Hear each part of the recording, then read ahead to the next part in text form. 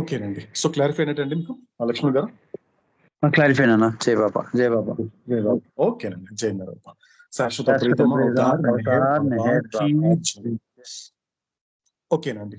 So మనకు నిన్న అవతారుడు ఎక్కడి దాకా స్టాప్ చేశాడంటే సో 36th పేజీలో మనము ఫస్ట్ పేరా సెకండ్ పేరా నిన్న అవతాడు చెప్పడం జరిగింది.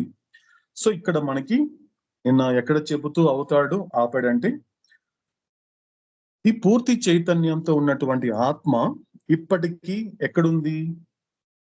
తన యొక్క ఆది అయిన అనంతమైనటువంటి స్థితి పట్ల ఎరుక లేకుండా ఉంది అని చెబుతూ దాని కారణం ఏంటి అన్నప్పుడు అది దానికి ఉన్నటువంటి unwanted burden of gross impressions of the human form. అంటే ఇక్కడ ఏం జరుగుతోంది? ఇక్కడ అంటే అన్వాంటెడ్ అనే పదం వాడిన తర్వాత మళ్ళీ బ్రాకెట్ లో దో నెససరీ అంటే కాస్త విచారణ చేస్తే కాస్త శ్రద్ధ పెడితే మనకేం అర్థం అవుతోంది? ఎవరికి అన్వాంటెడ్, ఎవరికి నెససరీ. అన్వాంటెడ్ అనేది ఎవరికి వస్తుంది అన్నప్పుడు ఎప్పుడైతే ఆధ్యాత్మిక మార్గం స్టార్ట్ చేసినటువంటి ఈ యొక్క సంసోల్కి వర్తిస్తుంది ఈ అన్వాంటెడ్. ఎందుకంటే వాళ్ళకి ఈ గ్రాస్ ఇంప్రెషన్స్ అనే దాంతో పని లేదు. ఎందుకు పని లేదు అంటే they are already experiencing subtle impressions. వాళ్ళ యొక్క సటిల్ బాడీ కాన్షియస్నెస్ లో ఉన్నారు కాబట్టి అటువంటి కాన్షియస్నెస్ అనేది దేని ఎక్స్పీరియన్స్ చేస్తోంది అన్నప్పుడు అది ఎక్స్పీరియన్స్ చేసేది సటిల్ ఇంప్రెషన్ కాబట్టి ఇది వాళ్ళకి అన్వాంటెడ్. కాబట్టి ఇక్కడ దో నెససరీ అని చెప్పినప్పుడు ఇది ఎవరికి సంబంధించింది అంటే మోస్ట్ సోల్ కి సంబంధించింది అని మనకి అవతాడు చెప్పడం జరిగింది. ఇంకో గొప్ప మాట ఏంటి అన్నప్పుడు ఏం జరుగుతోంది ఇక్కడ? పునర్జన్మకి కారణం ఏంటి? ఎందుకంటే రీఇన్కార్నేషన్ గురించి అవతాడు చెబుతున్నప్పుడు అంటే జరుగుతున్నటువంటి ఇప్పటి నా కథ గురించి నాకు కళ్ళ ముందు చూపిస్తూ ఏం చెప్తున్నాడు అంటే నిజానికి ఈ పునర్జన్మలకి కారణం ఏంటి? ఇన్నిసార్లు పునరపి జననం పునరపి మరణం అనేటువంటి ఎందుకు జరుగుతోంది అన్నప్పుడు ప్రతి జన్మలో నువ్వు చేసినటువంటి పొరపాటు ఏంటి అంటే ఎరుక లేకపోవడం వలన నీ యొక్క చైతన్యం అనేది దేని మీద కేంద్రీకృతం అయ్యింది? సంస్కారాలలో కేంద్రీకృతం అయ్యింది. సరిగ్గా అర్థం చేసుకుంటే నువ్వు శరీరంలో ఉన్నప్పుడు అదే జరిగింది, శరీరం విడిచిపెట్టినా కూడా అదే జరిగింది. కాబట్టి శరీరంలో ఉన్నప్పుడు నీ చైతన్యం ఎలాగైతే సంస్కారాలలో కేంద్రీకృతం అయ్యిందో మళ్ళీ శరీరం విడిచిపెట్టినా కూడా అలాగే కేంద్రీకృతం అయ్యింది. అందుకే నీ శరీరం విడిచిపెట్టేటప్పుడు నీ నోటి నుండి భగవన్ నామస్మరణ రావడం లేదు. ఇక్కడ కారణం తెలుస్తుందండి క్లియర్ గా. ఏమవుతోంది అంటే నీ స్థూల సంస్కారాల మీద కేంద్రీకృతమైనటువంటిది ఎటువంటి చైతన్యము అన్నప్పుడు స్థూల శరీరం యొక్క చైతన్యం ఆ ఎరుక ఉంది కాబట్టి. సో ఎప్పుడైతే నువ్వు స్థూల అంటే గ్రాస్ ఇంప్రెషన్స్ ఏం చేస్తుంది? కేవలము ఒక స్థూల శరీరానికి స్థూల ప్రపంచానికి పరిమితం చేస్తుంది.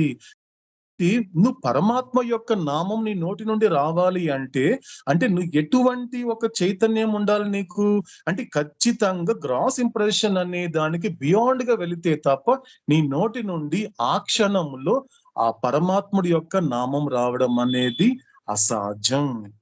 ఎందుకు ఏమైపోతుంది? అందుకే ఆ టైంలో కూడా నీ చైతన్యం అంతా కూడా ఎక్కడ కేంద్రీకృతం అయ్యింది? ఈ స్థూల సంస్కారాలు కేంద్రీకృతం అవ్వడం వలన నీ స్థూల శరీరం యొక్క ఎరుకతో ఉన్నావు కాబట్టి నీ స్థూల శరీరం యొక్క ఎరుకతోనే కాదు నీకు ఇష్టమైన వాళ్ళ స్థూల శరీరం యొక్క ఎరుకతో ఉన్నావు.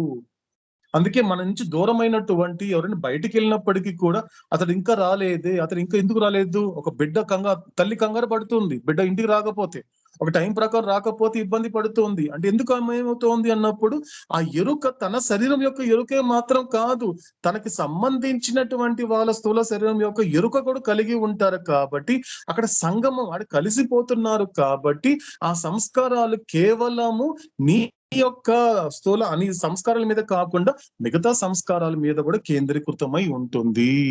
ఇది మనకి అవతాడు చెప్పినటువంటి నిన్నటి వరకు. ఇవన్నీ కంప్లీట్ చేసుకుంటూ ఏం చెప్తున్నాడు మనకి నిన్న కూడా లాస్ట్ లో కూడా? సో ఒకవేళ నువ్వు ఈ భారాన్ని తగ్గించుకోవాలి అన్నప్పుడు, ఎందుకంటే మీనాక్షి ఒక మాట, ఒక చిన్న ఒక క్వైరీ, ఎందుకంటే ఒక విచారణ చేస్తున్నప్పుడు నిజానికి బర్డన్ అనేటువంటిది ఉంటుందా అనేటువంటి ఒక చిన్న క్వైరీ తనకి. ఎందుకంటే ఒక మూట అనేది ఉంటుందా అన్నప్పుడు ఖచ్చితంగా ఉంది. ఎలా అర్థం చేసుకోవాలి, అసలు బర్డన్ ఎందుకు వచ్చింది అన్నప్పుడు ఒక్క మాట అండి, ఒక్కసారి విచారణ చేద్దాం. అవతారుడు ఒక బర్డన్ అనే పదం వాడినప్పుడు ఈ యొక్క సంస్కారాలకి సంబంధించినటువంటి భారాన్ని గురించి అవతారుడు మాట్లాడుతున్నప్పుడు ఈ సంస్కారాలు అనేది ఎందుకు భారంగా ఉంది అన్నప్పుడు ఒక్కటేనండి, సాధారణంగా మనిషి పుట్టిన తర్వాత, అంటే మనిషి ఒక శరీరంతో అసోసియేట్ అయిన తర్వాత ఏం చేస్తాడు అంటే సాధారణంగా తన గతంలో ప్రోగు చేసుకున్న సంస్కారాలని ఖర్చు పెట్టుకుంటూ ఉంటాడు. అంతవరకు ఎటువంటి బర్డన్ లేదండి. కొంచెం జాగ్రత్తగా కాస్త ఆలకించే ప్రయత్నం చేద్దామండి శ్రద్ధతో, ఎందుకంటే దానివల్ల ఏం ప్రాబ్లం లేదు. అంటే నువ్వు ప్రోగు చేసుకున్నటువంటి సంస్కారాలు ఖర్చు అవుతున్నంత వరకు నీకు ఎటువంటి బర్డన్ లేదు. కానీ బర్డన్ ఎక్కడ స్టార్ట్ అవుతుందో తెలుసా అండి? ఎక్కడ స్టార్ట్ అవుతుందో తెలుసా అన్నప్పుడు కొత్త సంస్కారాలని పోగు చేసుకున్నప్పుడే ఆ బర్డన్ అనేది స్టార్ట్ అవుతుంది. కొత్త బర్డన్. ఎందుకంటే అందుకే అవతాడు ఒక్కొక్కసారి బర్డన్ తగ్గించడానికి ఒక్కొక్క మార్గం చెప్తూ ఉంటాడు. సమస్తాన్ని నాకు విడిచిపెట్టండి. అవతాడు ఇప్పుడు ఒక మాట చెప్తుంటా, leave everything to me, leave everything to me, సమస్తాన్ని నాకు విడిచిపెట్టండి. అంటే ఆ మాట ఎందుకు అనాల్సి వచ్చింది అవతాడు అంటే జీవుడు అన్ని పట్టుకున్నాడండి. రాబులు ఎందుకు చెప్పాడు అవతాడు ఆ మాట, ఎందుకు అన్నాడు? సమస్తాన్ని నాకు విడిచిపెట్టి నువ్వు స్వేచ్ఛగా ఉండరా అని అన్నప్పుడు, అంటే దాని అర్థం ఏంటి అన్నప్పుడు జీవుడు దేన్ని వదలటం లేదు, అన్నిటిని పట్టుకున్నాడు. అలా పట్టుకోవడం వలన స్టార్టింగ్ లో కొద్దిగా ఉన్నటువంటి ఆ యొక్క భారము రోజు రోజుకి, సంవత్సరానికి సంవత్సరాలకి, జన్మ జన్మలకి ఆ బర్డన్ పెంచుకుంటూ పోతున్నాడు, కేవలము ప్రోగు చేసుకోవడం వలనే. కాబట్టి ఇది అర్థం చేసుకునే ప్రయత్నం చేద్దామండి. కాబట్టి బర్డన్ ఎప్పుడు కూడా ప్రోగు చేసుకున్నటువంటి సంస్కారాల ఖర్చు అవుతున్నప్పుడు కాదు, కానీ కొత్తగా ప్రోగు చేసుకున్నప్పుడు మాత్రమే ఈ సంస్కారాల బరువు అనేది వస్తుంది అనేటువంటి మాటతో నిన్న మనకి కంక్లూడ్ చేయడం జరిగింది. ఆ తర్వాత అవతాడు ఏం చెప్పబోతున్నాడు అనేటువంటి విషయాల్ని మనము రాఘవేంద్ర ద్వారా ఆలకిద్దామండి.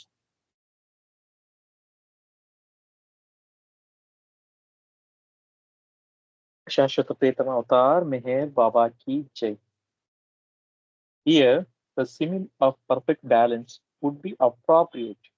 The consciousness gained by the soul during the process of evolution resembles the indicator of the fulcrum of a perfect balance, and the two palms of the balance are filled with the unequal weights of opposites of the impressions such as virtue and vice.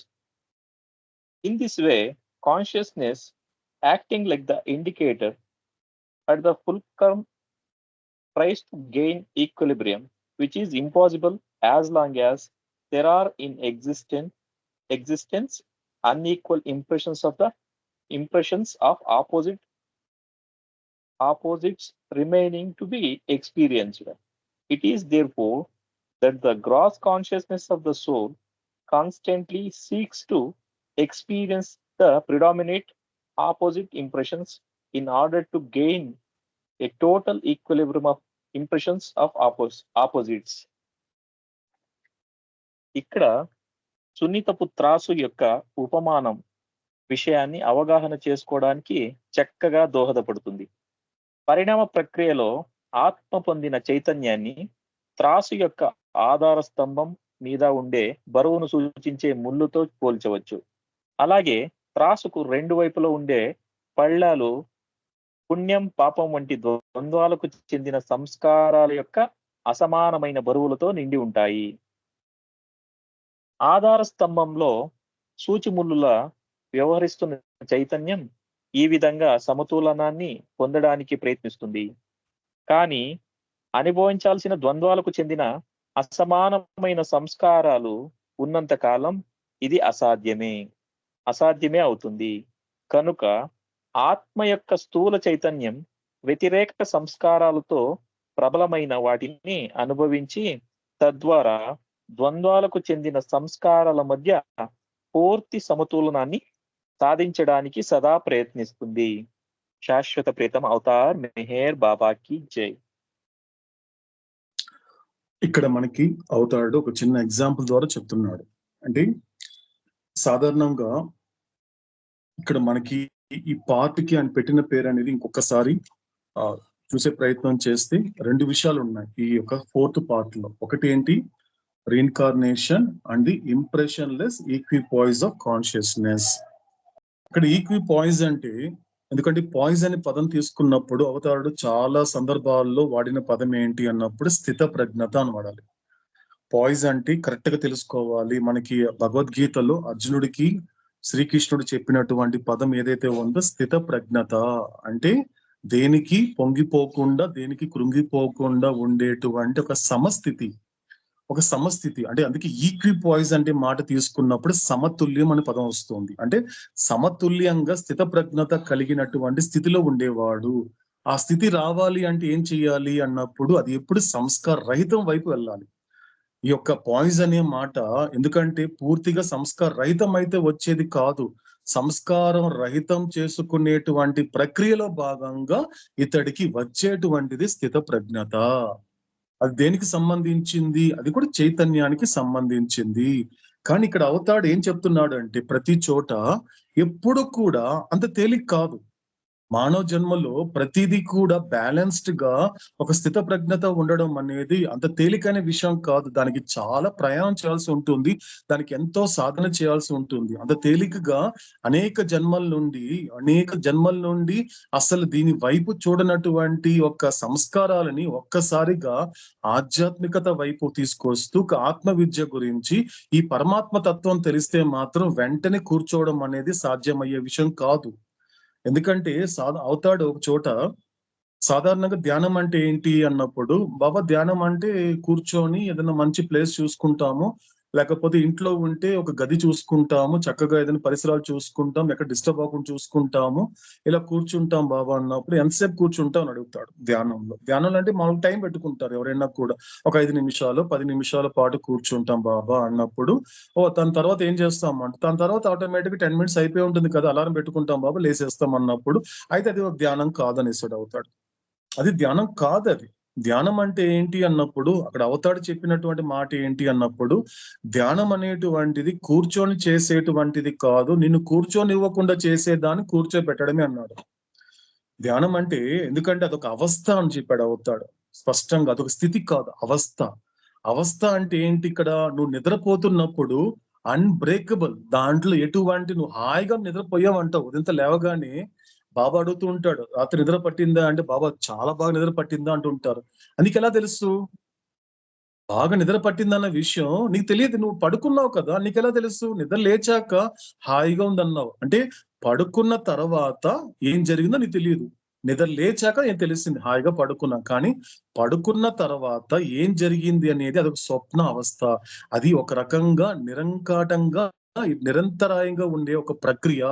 అవస్థ అనేది ఒక ప్రక్రియ, జాగృత అవస్థ అనేది ఒక ప్రక్రియ, స్వప్న అవస్థ అనేది ఒక ప్రక్రియ, సుషుప్తి అనేది ఒక ప్రక్రియ, అదే విధంగా ధ్యానం అనేది ప్రక్రియ, అదే విధంగా ఈ స్థిత ప్రజ్ఞత అనేది కూడా ఒక అవస్థ. ఈ స్థిత ప్రజ్ఞత అనేది అవస్థ. ప్రతి దానిని కూడా సమతుల్యంగా చూడడం అనేటువంటిది. అందుకే ఇక్కడ అవతారుడు ఒక చిన్న ఎగ్జాంపుల్ చెప్పాడు. ఏం చెప్తున్నాడు? పర్ఫెక్ట్ బ్యాలెన్స్, ఒక పరిపూర్ణమైనటువంటి సమతుల్యాన్ని ఏం చెప్తున్నాడు అంటే అవతాడు ఇక్కడ ఒక ఎగ్జాంపుల్ చెప్తున్నాడు. మనకి ఒక వెయిట్ మనం చూస్తుంటామండి మామూలుగా షాపులో. మనకి ఏదైనా కావాలి అన్నప్పుడు ఒక 100 గ్రామ్స్ కావాలి అంటే నీకు కావాల్సినటువంటి పదార్థాన్ని ఒక చోట, కాబట్టి మరో చోట నువ్వు ఎంత కావాలి ఆ పదార్థాన్ని అనేది ఇంకొక త్రాసు వేస్తాడు. అంటే త్రాసు ఎప్పుడు పూర్తి అవుతుంది అన్నప్పుడు మనం అక్కడ మనము ఆ ముళ్ళు చూడొచ్చు, దానిని ముళ్ళు అంటారు. మధ్యలో ఒక దానిని ఇక్కడ అవతాడు ఏం చెప్పాడంటే, ఇక్కడ ఒక పదం వాడతాడు యాక్చువల్ గా, ఫల్క్రమ్ అనే పదం వాడతాడు. ఫల్క్రమ్ అంటే ఏంటి? ఆ త్రాసు మధ్య ఉండేటువంటి సన్నని ఒక ముళ్ళు లాగా ఉంటుంది. ఆ ముళ్ళు అంటే స్ట్రైట్ గా ఉంటుంది. స్ట్రైట్ గా ఉంటే ఎస్ మూట గట్టి నీకు ఇచ్చేస్తాడు. ఆ పొట్లం గట్టి నువ్వు అడిగావు కదయ్యా ఇది 100 గ్రాములు ఇది తీసుకెళ్ళిపో అంటాడు. అంటే ఎక్కడ పని అయింది అతనికి? నువ్వు వచ్చిన పని ఇప్పుడు పూర్తయింది, అతడు చేసే పని ఎప్పుడు పూర్తయింది అంటే అక్కడ బ్యాలెన్స్ అయితే పని అయింది, బ్యాలెన్స్ అయిపోయింది. నువ్వు 100 గ్రాములు అడిగావు కదా, 100 గ్రాములు ఇచ్చేసానయ్యా, నా డబ్బులు ఇవ్వు, ఓకే నీకు కావాల్సి తీసుకోపో అంటే బ్యాలెన్స్డ్ అనేటువంటిది సాధారణంగా ఉంటే పని అవుతుంది. కానీ ఇక్కడి సంస్కారాల విషయంలో ఏది బ్యాలెన్స్డ్ గా ఉండటం లేదు. ఏది బ్యాలెన్స్డ్ గా ఉండటం లేదు. ఒక సుఖం వచ్చినా ఎలా ఉంటున్నావు, ఒక దుఃఖం వచ్చినప్పుడు ఎలా ఉంటావు అంటే, సుఖం వచ్చినప్పుడు పొంగిపోతున్నావు, దుఃఖం వచ్చినప్పుడు కృంగిపోతున్నావు. ఎక్కడుంది పర్ఫెక్ట్ బ్యాలెన్స్? ఎక్కడుంది? ఒక పరిపూర్ణమైనటువంటి సమతుల్యత అనేది ఎక్కడ కనిపించడం లేదు. లేకపోతే ఒక బర్త్ జరిగింది, ఒక సెలబ్రేట్ చేస్తున్నావు, వెంటనే డెత్ వచ్చింది, దాన్ని ఏం చేస్తున్నావు? వెంటనే మిజరీ. ఏమవుతుంది? Birth it's matter of celebration, happiness అంటున్నావు. డెత్ అనేటువంటిది కూడా it's a matter of misery అంటున్నావు. ఎక్కడుంది పర్ఫెక్ట్ బ్యాలెన్స్? ఒక పుణ్యం అంటున్నావు, పుణ్యానికి వచ్చేసరికి మాత్రము సో పైకి వెళ్ళిపోతున్నావు. ఒక పాపం అనేసరికి మాత్రం దిగజారిపోతున్నావు. ఎక్కడుంది పర్ఫెక్ట్ బ్యాలెన్స్? ఎక్కడ ఉండటం లేదు. కాబట్టి మీరు పర్ఫెక్ట్ గా ఉండటం లేదు, ఒక బ్యాలెన్స్డ్ గా ఉండటం లేదు అంటే గుర్తుంచుకోండి, మీలో ఉన్న సంస్కారాలు ఎక్కడ బ్యాలెన్స్డ్ గా మిమ్మల్ని ఉంచడం లేదు. అది ఇక్కడ మాట స్పష్టంగా చెప్తున్నాడు అవుతాడు. ఎందుకంటే దీని ఏం చెప్పాడు అవుతాడు చివరిగా? It's impressions of opposites. వ్యతిరేక సంస్కారాలు. వ్యతిరేక సంస్కారాలు అంటే ఏదో కాదండి, యారేనండి, చావు పుట్టుకలు. ఎందుకంటే చావును చూసినట్లు నువ్వు పుట్టుకను చూడగలుగుతున్నావా? పుట్టుకను చూసినట్లుగా చావును చూడగలుగుతున్నావా? కాబట్టి నువ్వు సుఖాన్ని అనుభవించినప్పుడు ఏ స్థితిలో ఉన్నావు, దుఃఖాన్ని అనుభవించినప్పుడు కూడా అదే స్థితిలో ఉండగలుగుతున్నావా? దుఃఖం అనుభవించేటప్పుడు ఏ స్థితిలో ఉన్నావు, అదే స్థితిని సుఖాన్ని పొందుతున్నప్పుడు అదే స్థితిలో ఉండగలుగుతున్నావా? అంటే ఇదంతా వ్యతిరేక సంస్కారాలు, వ్యతిరేకంగా. అందుకే దీని అంతా కలిపి ఒకే మాట వాడాడు అవుతాడు గతంలో కూడా, డ్యువాలిటీ, ద్వంద్వము, ఒకటి కానిది. అంటే అందుకే నీ జీవితంలో సంతోషంగా ఉన్నావా నేను అడిగితే, సాధారణంగా హానెస్ట్ గా సిన్సియర్ గా అవుతాడు అడుగుతుంటాడండి కొంతమందిని అడుగుతుంటాడు. కొంత రిచ్ పీపుల్ అడుగుతాడు, పూర్ పీపుల్ అడుగుతాడు. రిచ్ పీపుల్ కానీ పూర్ పీపుల్ కానీ వాళ్ళు చెప్పిన సమాధానం ఒక్కటే. ఏం చెప్పారు వాళ్ళందరూ కూడా? సో పూర్ పీపుల్ ఏమనుకుంటున్నారు? బాబా నేను సంతోషంగా ఉండటం లేదు, కానీ ఆ రిచ్ పీపుల్ లాగా ఉంటే నేను సంతోషంగా ఉంటాను అనిపిస్తుంది. అది అంటున్నాడు. అక్కడ బ్యాలెన్స్ లేదు. కొన్ని రిచ్ పీపుల్ అంటున్నాడు కదా, వాళ్ళు ఎప్పుడు హ్యాపీగా ఉంటారు కదా అనేసి వాళ్ళు అనుకున్నారు. కానీ రిచ్ పీపుల్ అడిగితే మాత్రం లేదు బాబా, ఎలా ఉండేది అంటే రానంత వరకు మాకు అదొక బాధగా ఉండేది, వచ్చిన తర్వాత ఎలా కాపాడుకోవాలనేది ఇంకొక టెన్షన్ మొదలైంది, కాబట్టి మాకు ప్రశాంతంగా లేను బాబా అని వాళ్ళు చెప్తున్నారు. అంటే ఎక్కడ కూడా ఈ సమతుల్యత, ఈ యొక్క స్థిత ప్రజ్ఞత అనేది ఎక్కడ ఉండటం లేదు. సో దీనన్నిటికీ కారణం ఏంటి అన్నప్పుడు, నీకున్నటువంటి ఈ యొక్క ఆత్మ యొక్క స్థూల చైతన్యమే. కాబట్టి నీకున్నటువంటి స్థూల సంస్కారాలు ఏం చేస్తోంది? ఈ యొక్క ఎక్కువ బంధనాల ద్వారా, అన్న భూమిక ద్వారా, స్థూల ప్రపంచ యొక్క అనుభవం ద్వారా కేవలము నిన్ను స్థూల శరీరం యొక్క ఎరుకలో ఉంచడం వలనే ఇదంతా జరుగుతోంది. కాబట్టి నీకు ఒక పరిపూర్ణమైనటువంటి సమతుల్యత, ఒక పరిపూర్ణమైన స్థిత ప్రజ్ఞత రావాలి అన్నప్పుడు ఆ సంస్కారాల మీద నేను ఏదైతే చెబుతున్నానో వాటి పట్ల అవగాహనతో ఉండండి, అవగాహన తెచ్చుకోండి, ఎరుకతో ఉండండి. ఎందుకంటే ఎరుక అనేదే గొప్ప ఆయుధము. నేను మళ్ళీ రిపీట్ చేస్తున్నాడు అంటున్నాడు అవుతాడు. ఒక మనిషికి ఉన్నటువంటి ఆయుధం ఏంటి అంటే కాన్షియస్నెస్ ఏనండి. కాన్షియస్ గా ఉండడమే, ఏం అవసరం లేదు. ఆయుధాలంటే మన కత్తులో కటారాలు అవసరం లేదండి. అంతర్గతంగా మనం గనుక ఆ చైతన్యం అనేటువంటిది, ఆ ఎరుక అనే దానిని ఒక ఆయుధంగా మలుచుకోగలిగితే ఏది ఎవ్వరు ఏమి చేయలేరండి. ఎందుకంటే నువ్వు ఆత్మవి. ఎందుకంటే ఇది తడపడం జరగదు, దీన్ని చంపడం జరగదు, దీన్ని బాధించడం జరగదు, దీన్ని ఎటువంటి ఇబ్బంది పెట్టడం జరగదు. నీకు అనుభవం లేకపోయినా నేను చెబుతున్నాను కదా, అవగాహన తెచ్చుకోగలిగితే అప్పుడు మాత్రమే ఈ పరిపూర్ణమైనటువంటి సమతుల్యత, ఈ పరిపూర్ణమైనటువంటి స్థిత ప్రజ్ఞత అనేది అప్పుడు ఏర్పడుతుంది. అలా ఉన్నవాడు మాత్రమే అవుతాడు. ఒక మాట అంటాడు అలాంటి వాడిని చూసినప్పుడు, they are mature in my love అంటాడు అవుతాడు. వాళ్ళందరూ కూడా ఎంత పరిపక్వతగా ఉన్నారు అంటే, వాళ్ళందరూ నా ప్రేమలో పరిపక్వతగా ఉన్నారు, మెచ్యూర్ గా ఉన్నారు. మెచ్యూరిటీ కావాలి. మీరు నా ప్రేమలో ఎదగాలి. ప్రపంచంలో పెరుగుతున్నారే తప్ప నా ప్రేమలో మీరు ఎదగలేకున్నారు. కాబట్టి ఎక్కడ నుంచి చావు పుట్టుకలకి, సుఖ దుఃఖాలకి, పాప పుణ్యాలకి అలా ప్రతి దానికి స్పందిస్తూ మీకున్నటువంటి సమయాన్ని, మీకున్న శక్తిని మొత్తం దుర్వినియోగం చేసుకుంటూ జన్మే వృధా చేసుకుంటున్నారా మీరు అంటున్నాడు అవుతాడు. కాబట్టి ఎటువంటి సమతుల్యత కావాలి అన్నప్పుడు నేను చెప్పినటువంటి అవగాహన తెచ్చుకొని ఎరుకతో ఉండండి అని మనకి అవతారుడు ఇలా చెప్పడంతో ప్రస్తుతానికి ముగించి, సో తర్వాతి విషయాలు మరొక మెహరోపాసనంలో శ్రద్ధతో ఆలకిస్తూ అవతాడు చెప్పేటువంటి మాటల్ని జీర్ణింప చేసుకునే ప్రయత్నం చేద్దామండి. శాశ్వత ప్రీతమ అవతార్ మెహర్ బాబా కీ జై. ఓకేనండి. సో ఏదైనా క్లారిఫికేషన్స్ ఉన్నాయండి?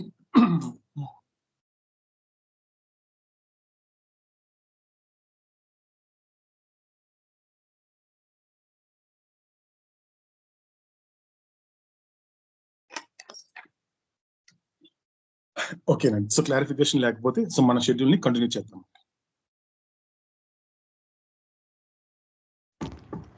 अवतार मेहर बाबा की जय. एटर्नल बेलवर्ड अवतार मेहर बाबा की जय.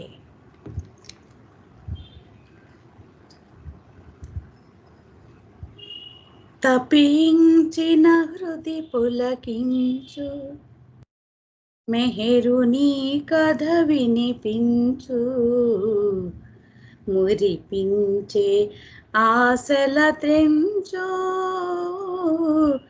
మనసుని మరపించు, మెహరుని ప్రేమ మనసునే మరపించు. తపించిన హృది పులకించు, మెహరుని కథ వినిపించు, మురిపించే ఆశల త్రెంచు, మనసునే మరపించు, మెహరుని ప్రేమ మనసునే మరపించు.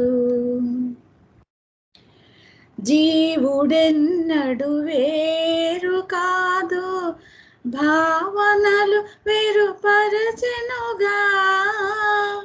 జీవుడెన్నడు వేరు కాదు, భావనలు వేరుపరచెనుగా.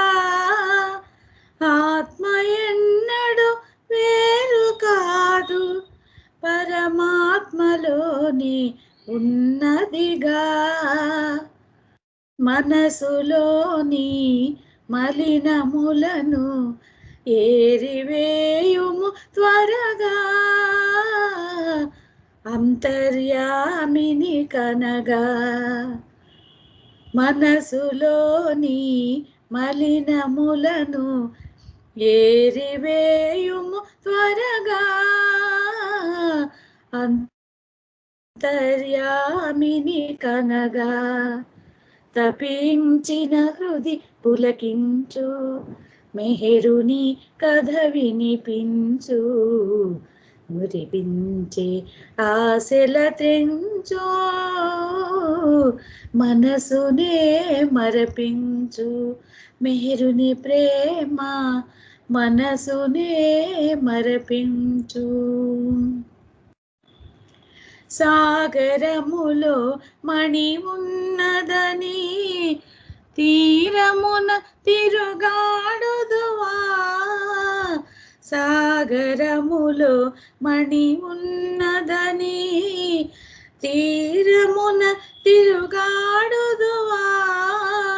సాగరములో మునిగినప్పుడే మణిని పొందుట సాధ్యముగా.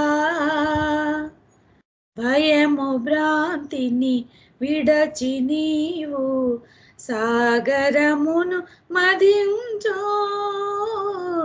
ప్రేమ బాట లభించు, అది గమ్యమునకు చేర్చు.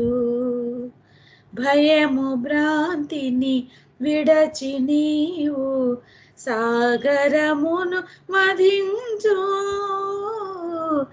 ప్రేమ బాట లభించు, అది గమ్యమునకు చేర్చు. తపించిన హృది పులకించు, మెహరుని కథ వినిపించు, మురిపించే ఆశల త్రెంచు, మనసునే మరపించు.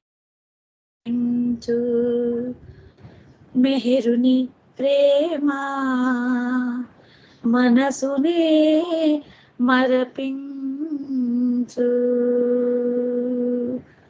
अवतार मेहर बाबा की जय एटर्नल बिलवर्ड अवतार मेहर बाबा की जय शाश्वत प्रियतम अवतार मेहर बाबा की जय जय मेहर बाबा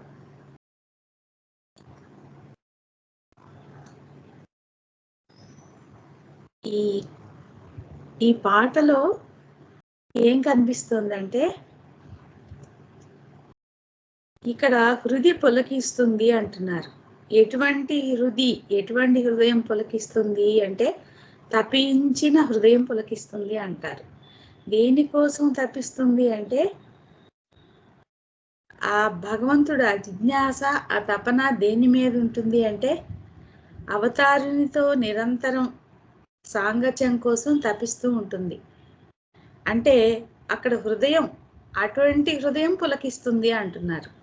అంటే ఇక్కడ హృదయం దాకా వెళ్ళిన తపించేటువంటిది అంటే ఇక్కడ ఈ శరీరానికి సంబంధించింది కానీ ఈ సూక్ష్మ స్థితికి సంబంధించింది కానీ మానసిక స్థితిని సంబంధించింది కాకుండా ఈ మూడిటి యొక్క తాదాత్మ్యతల నుండి విడివడినటువంటి హృదయం ఏదైతే ఉందో అది తపించేటువంటిది, అక్కడ పులకించటం అనేది జరుగుతుంది హృదయం. అంటే మనకి మెహరోపాసనంలో చెప్తున్నట్టుగా మోస్ట్ సోల్స్ కాకుండా సమ్ సోల్స్ కాకుండా ఏవైతే ఫ్యూ సోల్స్ ఉంటాయో అంటే ఎవరైతే యాస్పిరెంట్స్ సాధకులు అనేవాళ్ళు ఉంటారో వాళ్ళ యొక్క హృదయం తప్పించినప్పుడు వాళ్ళ యొక్క హృదయం పులకిస్తుంది. అలా పులకించినప్పుడు చెప్పబడేటువంటి ఆ కథ ఏదైతే ఉందో ఇప్పటి కథ కానీ జరిగిపోయిన కథ గురించి చెప్తున్నా జరుగుతున్నటువంటి కథను గురించి చెప్తున్నప్పుడు అటువంటి హృదయమే నిజమైనటువంటి ఆ మెహరోపాసనకు సంబంధించినటువంటి కథని వినిపించగలదు. అదంతా ఎప్పుడు జరుగుతుంది అంటే ఈ మనకి కనిపించేటువంటి మురిపిస్తూ ఉన్నటువంటి ఆశలు భౌతికంగా ఏవైతే ఉన్నాయో అవన్నీ తెంచబడినప్పుడు అప్పుడు ఈ సంకల్ప వికల్పాత్మకమైనటువంటి మనసుని కూడా మరిపింపచేస్తుంది. అది ఎలా జరుగుతుందంటే మెహరుని ప్రేమ వల్లే ఇదంతా జరుగుతుంది అనేది ఈ పల్లవి యొక్క అర్థంగా నాకు అనిపిస్తుంది. తర్వాత మనకి గాడ్ స్పీక్స్లో తెలియజేసినట్టుగా నేను వేరు భగవంతుడు వేరు అనేది కాకుండా అవతారుడు మనకి నువ్వు వేరు కాదు నేను వేరు కాదు మన ఇద్దరం ఒకటే అనేది చెప్తూ ఉంటారు ఎప్పుడు. ఎందుకంటే ఆ నాలోనే నువ్వు ఉన్నావు అనేది యథార్థం. కాబట్టి ఈ జీవుడుగా చెప్పబడుతున్నటువంటిది ఏదైతే ఉందో వేరు కాదు. మరి ఏది వేరుపరుస్తోంది? నువ్వు వేరు నేను వేరు భగవంతుడు వేరు నేను వేరు అంటే నీ భావనలు ఏదైతే ఉన్నాయో అవి వేరుపరుస్తున్నాయి. నువ్వు ద్వంద్వాన్ని చూస్తున్నావు కాబట్టి అటువంటి భావన నిన్ను వేరుపరుస్తోంది భగవంతుడి నుండి. కాబట్టి మనకి భగవద్వచనంలో చెప్పినట్టు గాడ్ స్పీక్స్లో చెప్తున్నట్టుగా ఆత్మ ఎప్పుడు కూడా వేరుగా లేదు, ఆ పరమాత్మలోనే ఉన్నది అని మొట్టమొదటి వాక్యంలోనే మనకి చెప్పారు. కాబట్టి మరి అది తెలుసుకోవాలంటే ఏం చేయాలి అంటే నీ మనసుకు సంబంధించినటువంటి ఈ భౌతికపరమైనటువంటి అక్కరలేనటువంటి ఆలోచనలు అవన్నీ కూడా మలినాలతో సమానం. కాబట్టి వాటిని నువ్వు గనక గబగబా వాటిని తీసివేయటానికి గనక నువ్వు ప్రయత్నిస్తే అప్పుడు నీలోనే ఉన్నటువంటి ఆ అంతర్యామినైనటువంటి నన్ను నీవు తెలుసుకోగలుగుతావు అనేది ఈ చరణం యొక్క భావం అర్థంగా అనిపిస్తుంది. తర్వాత సాగరంలో మణి ఉన్నదని తీరంలో తిరుగాడుతావా నువ్వు అంటున్నారు. అంటే ఇందాక లక్ష్మణ గారు చెప్పినట్టు మనం సాక్షాత్తు అవతారుణ్ణి తెలుసుకొని ఆయన పంచన చేరిన తర్వాత మనతో ఉన్నటువంటి వాళ్ళు శరీరాన్ని విడిచిపెట్టినంత మాత్రాన వాళ్ళు ఎక్కడికో వెళ్ళిపోయారు అనేటువంటిది అదంతా దేనికి సంబంధించింది అంటే నువ్వు ఇంకా తీరాన్నే తిరుగుతున్నావు. ఆ అవతారుణ్ణి పట్టుకున్నాను, అవతారునితో ఉన్నాను అనుకుని భ్రమిస్తున్నావు. కానీ నువ్వు తిరిగేది ఆ తీరంలోనే. కానీ ఎప్పుడైతే నువ్వు సాగరంలో మునుగుతావో అప్పుడు నీకు ఈ భ్రమకి సంబంధించినటువంటి ఈ భయానికి సంబంధించి ఈ భయాలు, భ్రాంతులు, మరణాలు, జననాలకి ఏముండదు, మరణాలకి ఏముండదు. వీటన్నిటినీ కూడా విడిచిపెట్టగలిగేటువంటి అవకాశం ఉంటుంది ఎప్పుడు సాగరంలో మునిగినప్పుడు. ఇక్కడ సాగరంలో మునగడం అంటే ఏంటి? పూర్తిగా నువ్వు ఆయన కొంగు పట్టుకొని ఆయన్ని నిత్య సహచరుడిగా చేసుకొని నువ్వు దానికోసం సాధకుడిగా తీవ్రమైనటువంటి ప్రయత్నం చేయాలంటే సాగరంలోనే మునగాలి. అంటే ఆయన చెప్పినటువంటి ఆ బాటలోకి నువ్వు నడిచి తీరాలి. దాన్ని నువ్వు ఆచరణలో పెట్టుకొని తీరాలి. ఆచరణలో పెట్టుకోకుండా నేను వింటున్నాను, విన్నదాన్ని అవగాహన చేసుకుంటున్నాను, ఇంకా అలాగే ఉంటాను అంటే నువ్వు ఆ తీరంలో తిరిగాడుతున్నట్టే. సాగర తీరంలో తిరిగాడుతూ ఉంటే ఎప్పటికీ కూడా ఆ మణి దొరకదు. ఆ భగవంతుడు అనేటువంటి ఆ గమ్యం ఏదైతే ఉందో అది నీకు లభించదు. కాబట్టి నువ్వు నీ భయాన్ని, ఈ ఇహలోక సంబంధించినటువంటి ఈ భయాలు, భ్రాంతులు వీటన్నిటిని విడిచిపెట్టి నువ్వు ఎప్పుడైతే ఆ సాగరాన్ని మదిస్తావో, ఆ భగవంతుడు అనేటువంటి ఆ సాగరాన్ని నువ్వు మదిస్తావో అప్పుడు అక్కడ నీకు ప్రేమ బాట లభిస్తుంది. ఆ అవతారుడే నీకు ప్రేమను బహుమతిగా ఇస్తారు. అప్పుడు ఆయన ఇచ్చకు అనుగుణంగా నువ్వు నడుచుకోవటం మొదలు పెడతావు. అప్పుడు అది నిన్ను గమ్యాన్ని చేరుస్తుంది అనేది ఈ 2వ చరణంలో ఉన్నటువంటి అర్థంగా భావిస్తున్నాను. జై మెహర్ బాబా. అవతార్ మెహర్ బాబాకి జై.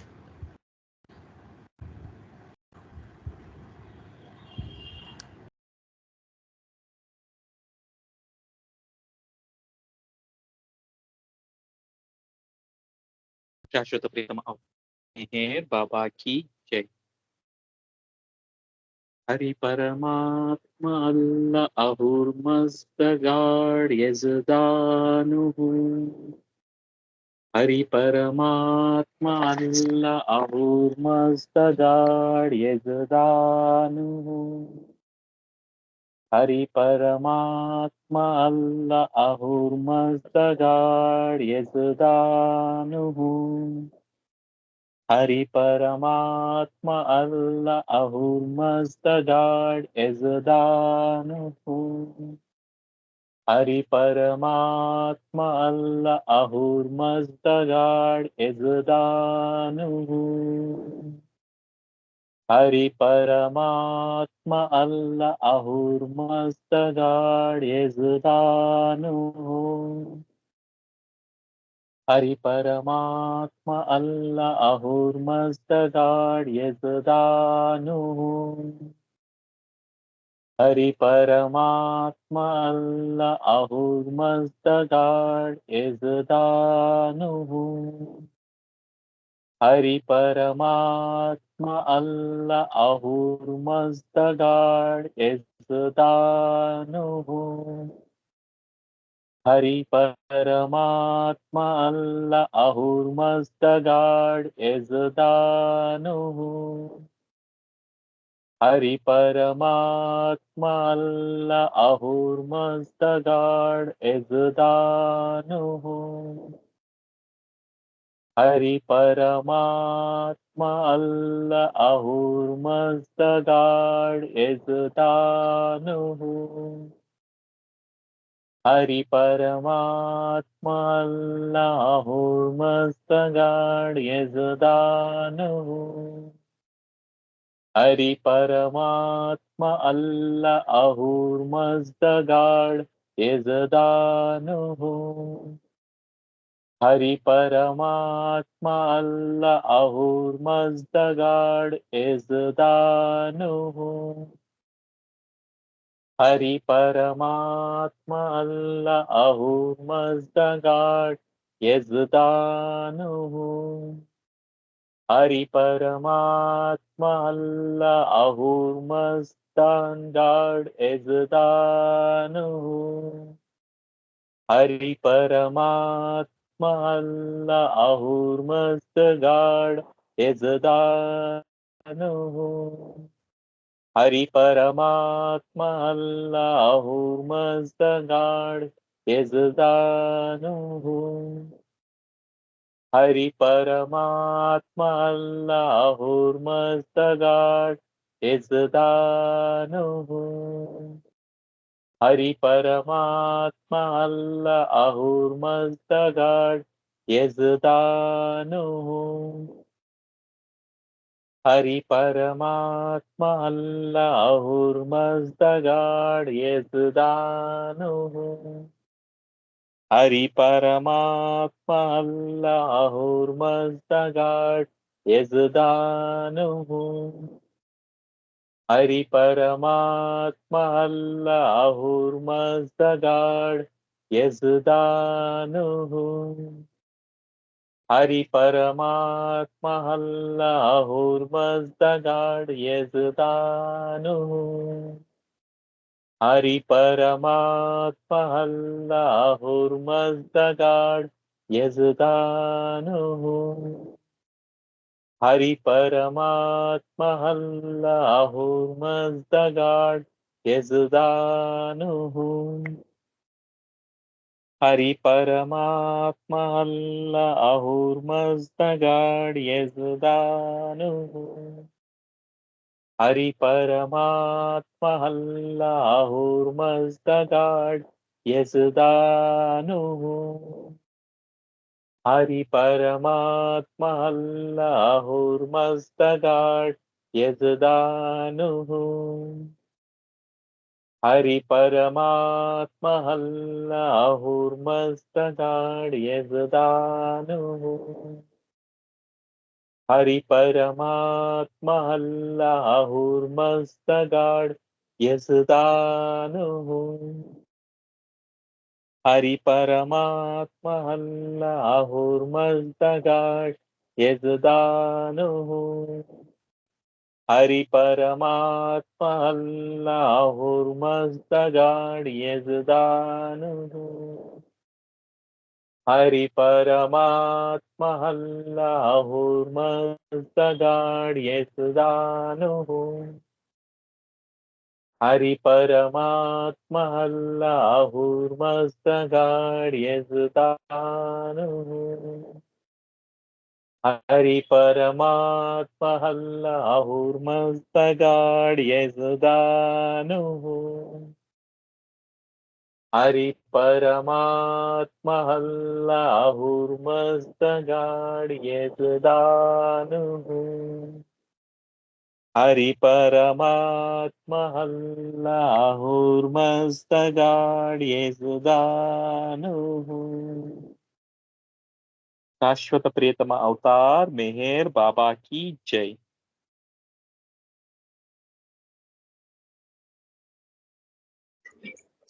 शाश्वत प्रियतम अवतार मेहर बाबा की जय।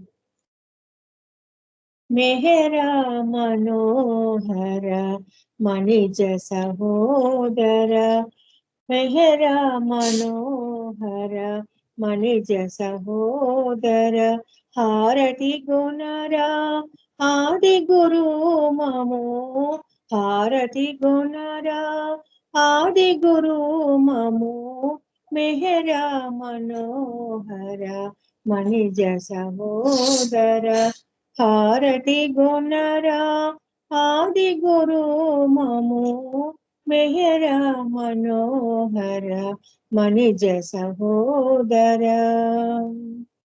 आदि गुरुडवु आदि गुरुडवु आदिशक्तिवि अवतारुडवु, आदि गुरुडवु आदि गुरुडवु आदिशक्तिवि अवतारुडवु, मेहरा मनोहर मणिज सहोदर, हारति गुणरा आदि गुरु ममो, मेहरा मनोहर मणिज सहोदर।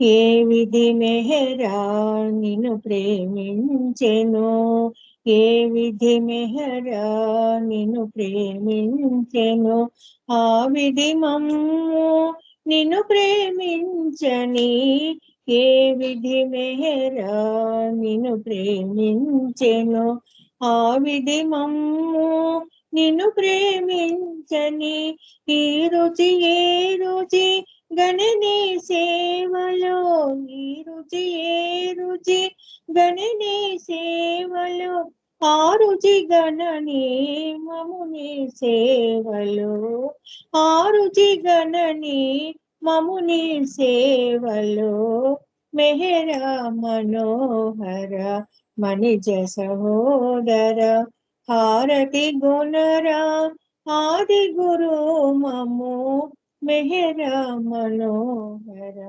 మణిజ సహోదర.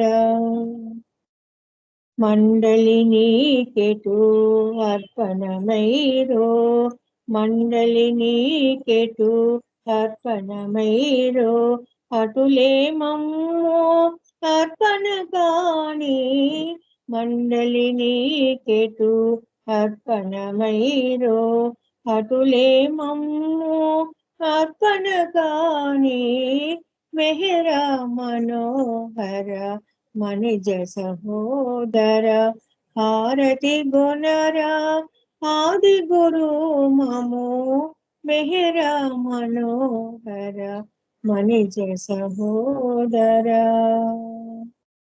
శాశ్వత ప్రీతమ అవతార్ మెహర్ బాబా కీ జై. ఇప్పుడు 2 నిమిషాల పాటు నిశ్శబ్దం పాటిద్దాం. శాశ్వత ప్రీతమ అవతార్ మెహర్ బాబా కీ జై.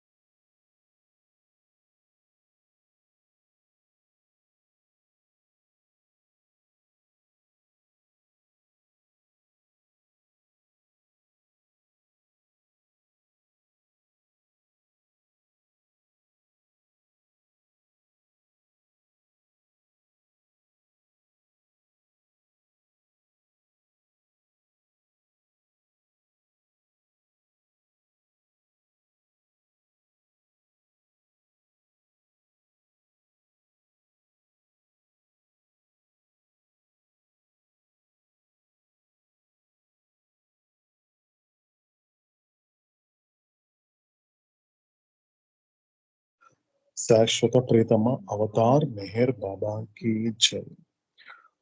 ఇదండి ఇప్పటి మేరోపాసనము.